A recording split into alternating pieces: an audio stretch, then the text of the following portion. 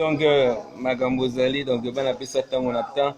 Ambassadeur Serge Malumalu, donc ambassadeur Serge Malumalu, donc petit nayo, donc chanteur nayo, Isakar, donc alobi Magamboza bien ambassadeur du Koto, yo peut s'entendre on attend, donc y a rien à dire, donc travail garandé, donc Makambo, donc on va mettre le show quoi, après ça on est toujours chaud.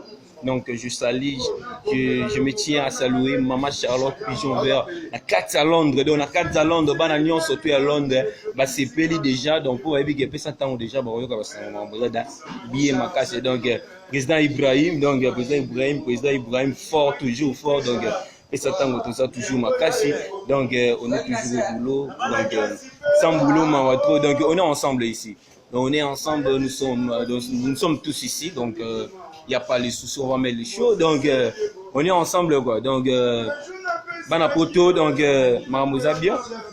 Vous avez bien ma case, boss. Gina Kiakou, donc, boss. Gina Kiakou, boss. Gina Kiakou, donc, Maramouza bien ma case.